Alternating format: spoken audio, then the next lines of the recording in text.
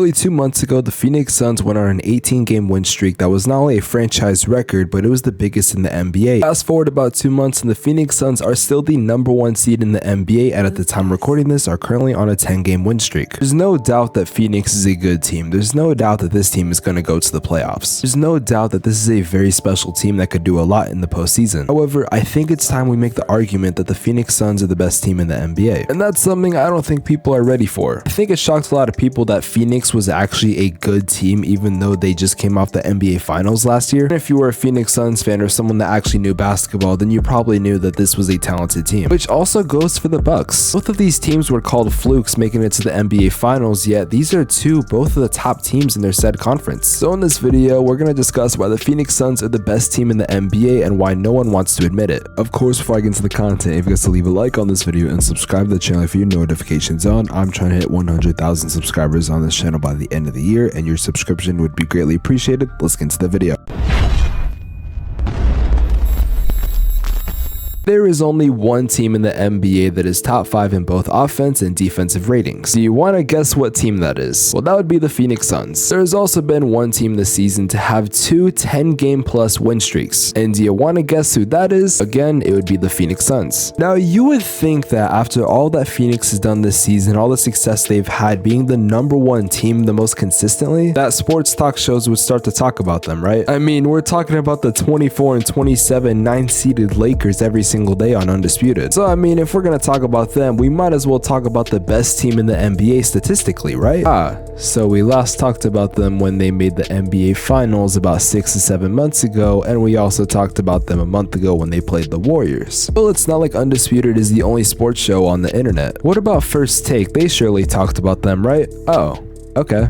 I think you guys are starting to understand the point I'm trying to make. We've been discussing on this channel for months that the Phoenix Suns don't get recognition. They are literally the best team statistically by a large margin, and we are not talking about them. What is so important that we can't talk about the Phoenix Suns? It's no big deal, Skip. It's maintenance. What the That segment would go on for 9 minutes. Who cares? I promise you, no one cares. Why is this even a topic of discussion? He's gonna miss a couple games and everyone knew that. But again, you guys already knew that traditional NBA media does not like to talk about small market teams or just the Phoenix Suns in general. And to be honest, I can't even tell you why. I mean, other than the fact that this is a well-balanced team and they're more of a, I guess, fundamental team than flashy. With this team, you're going to get just pure straight basketball. You're not going to get anything flashy. You're not going to need drama or storylines, which is why I've started to think that shows like Undisputed and First Take are now just TMZ but for the NBA and NFL. We are talking about pointless things that mean no value to the actual sport of basketball. It is a disgrace that the best team in the NBA only has like 3 people on YouTube actually covering them on a consistent basis. Mind you, I don't just do Phoenix Suns videos, I do videos about every single team. But even as I make videos about every single team and every single player, I have to talk about this team because they're so damn talented. No one talks about them and it's sickening to me. A lot of Suns fans have gave me props because I actually cover this team unlike other people that don't. And those YouTubers that I were talking about, and I'm going to put their links in the description if you do want to check out their videos, they are pretty small creators other than one that has about 50k subs, but he also, just like me, covers other teams. But the big NBA YouTubers, and I'm not going to name any names, but if you know, you know, aren't talking about the Suns or any of these other teams. They cover the Lakers and make countless videos on them for no reason. And again, not all of those channels upload consistently like I try to do, and that's okay. But the YouTuber I'm talking about right now, the last time he covered the Phoenix Suns was around the NBA Finals. And when there's absolutely nothing going on in the basketball world, what else are you going to cover? And again, some of these YouTube channels have even turned into drama channels. And the Phoenix Suns are nothing about drama, so of course they're not going to get any airtime. That's why when you come to this channel and other channels like mine, which there are not that many left, I'm not going to talk about just the big market teams. I'm going to talk about the small, the middle, the teams that get no traction. I try to provide a variety because I've been there where my favorite team is not getting covered and it annoys me, and I want to see someone talk about the Phoenix Suns. The traditional NBA media likes to cover about 5 teams and that's all you're going to get. And the only reason First Take even talks about the New York Knicks is because of Stephen A. If Stephen A was like a Hawks fan, then we would probably be talking about them a lot. I know I kind of just went on a rant, but the point I'm trying to make is that we're we're not covering these good teams, and we need to start doing that. And like I said, this isn't a drama team, so the big shows like Undisputed and First Take are not going to talk about them. But if you want a team that is going to give you fundamental basketball to watch, then you should watch the Phoenix Suns. I love how